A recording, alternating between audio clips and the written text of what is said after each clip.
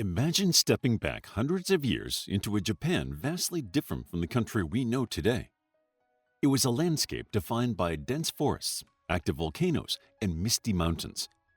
It teemed with wildlife and was bound by seas that both isolated and protected it from the outside world. This was ancient Japan, a land that saw the rise and fall of ancient tribes, kingdoms, and empires. Keep watching to discover Japan's ancient empires. The Jomon period. Japan's earliest inhabitants were the Jomon people. Long before large kingdoms and empires arose, the Jomon thrived in a hunter-gatherer society, coexisting with nature in Japan's forests and coastlines. The Jomon period is one of the most prolonged prehistoric periods, spanning thousands of years. The Jomon people seemed to thrive during this period, leaving behind intricate pottery, stone tools, and spiritual traditions for us to discover centuries later. Despite their achievements, the Jomon left no written records. Much of what we know about them comes from artifacts unearthed from burial sites and village remnants. The mysterious dogu figures, which may have held spiritual significance, are among the most famous artifacts from the Jomon people. As Japan transitioned to farming, the Jomon way of life faded. With it, the stories and traditions they once cherished disappeared, leaving us with only guesses about what their everyday lives may have looked like. Some of their legacy survives in artifacts like the dogu, but after so much time, the Jomon people's civilization is one we can only glimpse in fragments. The Yayoi period. After the Jomon, the Yayoi period introduced changes to Japan, shepherding in a new way of life that included rice cultivation, metalworking, and new social hierarchies. The Yayoi developed practices that laid the foundation for later Japanese society, but their culture remains almost as elusive as the Jomon. They built no grand monuments, leaving behind only modest tools, pottery, and rice paddies. With no written records, our understanding of their world is incomplete, to say the least. The little we know suggests they were an agricultural people deeply tied to the land and their community. One of the items from this period is the dotaku, bronze bells decorated with intricate scenes of daily life and ritual. These bells give us a better glimpse into the way the Yayoi might have lived. They were likely used in religious ceremonies, possibly to invoke good harvests or ward off evil spirits. The dotaku symbolized the Yayoi's deep connection to their spirituality and agriculture, representing a culture that balanced the natural and the supernatural. The more powerful Yamato state emerged, eclipsing the Yayoi culture. Their agricultural knowledge and settlement patterns became absorbed into the mainstream without clear credit, leaving the society that must have shaped much of Japan's early identity almost invisible in historical records. The Kingdom of Yamatai. In early historical texts, China described a mysterious kingdom called Yamatai, ruled by a shamanic queen named Himiko. This kingdom has sparked debate and intrigue among historians for centuries. Her legend blends history and mythology, and much about her is speculative. She is one of Japan's earliest and most legendary rulers. The elusive Yamatai's location remains a mystery, with theories placing it across various regions in Japan. Archaeologists and historians are still searching for clues that might confirm where Queen Himiko's kingdom was centered. Queen Himiko's rule is described as wise and powerful, but we know little else about her. Her rule is portrayed as a time of prosperity and peace, and it is said that she communicated with the gods through rituals and divination. After her death, historical records about the Yamatai kingdom faded, and there was no clear successor. Over time, this once powerful kingdom became a mere footnote in history. The Yamato clan's rise obscured the legacy of the Yamatai kingdom. They forged Japan's imperial lineage and dismissed other early powers. Himiko's spiritual rule and the shamanic culture she represented have been largely forgotten, preserved only in legends that most likely don't do justice to her influence if she existed. The Kofun period and the rise of the Yamato. With the Kofun period, Japan saw the rise of a dynasty that claimed the divine right to rule and would become Japan's first imperial family, the Yamato. The Yamato clan consolidated power, uniting Japan under a single rule for the first time in known history. Its leaders claimed descent from the sun goddess Amaterasu, establishing their divine right to rule. As Japan's first imperial family, they set the stage for following Japanese empires. As they sought to establish dominance, they promoted their own mythology and culture, overshadowing other local histories.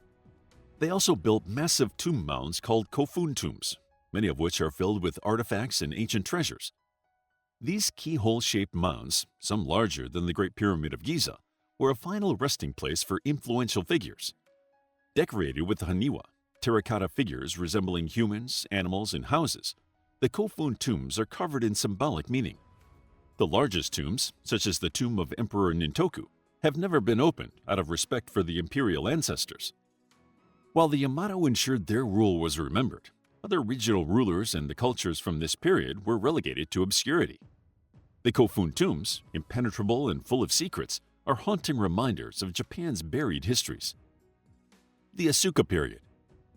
The Asuka period brought Buddhism to Japan, marking the beginning of a cultural shift that would shape the nation for centuries. Buddhism was likely introduced as it spread from Korea and China. Prince Shotoku, a legendary regent and statesman, promoted it as a way to unify people and create a moral society. Under Prince Shotoku's influence, Buddhism flourished. It blended with indigenous beliefs, influencing art, philosophy, and governance. However, as Buddhist teachings spread, many older Shinto practices and local spiritual beliefs were either adapted or overshadowed. Prince Shotoku's legacy as a Buddhist saint overshadowed earlier traditions, and Buddhist temple complexes became the center of Japanese religious life. The rise of Buddhism ushered in the decline of local gods and indigenous practices. Over time, many original Shinto sites were destroyed or converted, and the spiritual traditions of earlier eras were lost or altered. The Nara period. The establishment of Japan's first permanent capital, Heian-Kyo, signaled a new era of recorded history in Japan. It was modeled after the Chinese capital of Chang'an. The Nara period also brought about significant advancements in administration, literature, and religion. Heian-Kyo became a thriving cultural and political center that attracted monks, scholars, and artisans from across Asia. During this time, Japan's earliest written histories, the Kojiki and the Nihon Shoki, were compiled, chronicling the imperial family's divine origins. Unfortunately, these records primarily reflect the perspectives of the ruling elite and don't offer much insight into how an average person living in this period might have lived. While they preserve some myths, many regional stories and histories were excluded, limiting our ability to understand more of their culture. The Heian period. During the Heian period, the imperial court moved to Kyoto, or Heian-Kyo, a city that would remain the center of Japanese culture for over 1,000 years. This era is celebrated as a golden age of art, literature, and refined court life. The Heian court is remembered as a world of elegance, where poetry, calligraphy, and aesthetics were highly valued. The noble class dedicated themselves to the pursuit of beauty and refinement, producing literary masterpieces such as Murasaki Shikibu's Tale of Genji, often regarded as the world's first novel. The story provides a window into the lives, emotions, and complexities of the Heian court, and showcases the period's literary brilliance. While the art and refinement of this era is incredible, it was limited almost exclusively to the court and the aristocratic life. While the aristocrats of Heian-Kyo explored the depths of human emotion through poetry and art, the lives of Japan's common people, farmers, artisans, and warriors, remain largely unrecorded. Their narrative focused so heavily on the elite that everyday experiences and local legends across Japan's many regions faded into obscurity. Only fragments of folktales passed down orally provide glimpses into the more general society of this era. The Heian period's most significant legacy is its impact on Japanese literature and the arts. Its rise also marks the end of ancient Japan.